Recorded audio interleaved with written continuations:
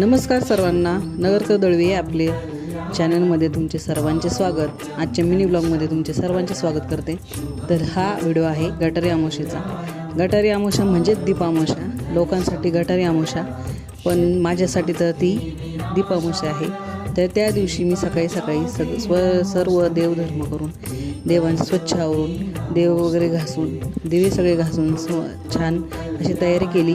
आणि वेळ लागणार होता म्हणून मी 5 वाजताच लागलेले होते पूजा मांडायला. आणि ह्या दिवशी विशेष महत्त्व म्हणजे आपल्या मुलांसाठी औक्षण करायचं असतं, त्यांच्या आयुष्यासाठी, दीर्घ आयुष्यासाठी ही पूजा करायची असते. तर मी अशा पद्धतीने छान असे दिवे लावून घेतले, पूजा मांडून घेतली आणि दिवे लावून मग छान असे उदबत्ती ओळून घेतली. आणि सर्व मंगल मांगल्ये शिवे सर्वार्थ साधिके शरण्ये त्र्यंबके गौरी नारायणी नमोस्तुते आणि शुभं करोतीचा श्लोक म्हणून मुलांना ओळून घेतलं. आणि अशा पद्धतीने सुंदर अशी पूजा मांडून घेतली.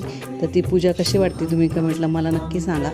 आणि अशा पद्धतीने हे करून मी नंतर सायंकाळी दिवे तर आपण लावतो दारामध्ये. तर मग लिंबू जे असतं आपलं ते कापायचं असतं आणि त्यातला रस काढून ते उलट्या साईडने करायचं आणि त्याच्यामध्ये आपल्या दारामध्ये आणि तुळशी वृंदावनला या पद्धतीने असा दिवा लावायचा. वाती त्या लिंबामध्ये ठेवायच्या, त्यात साजूक आपलं तूप टाकायचं आणि दिवे लावायचे.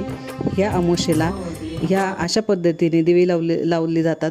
तर मी अशा पद्धतीने दिवे लावून घेतले आणि छान अशी सायंकाळची छान अशी सुंदर पूजा करून घेतली. अगदी असं वाटतंय की आपण दिवाळीच्या पूजाच करतोय.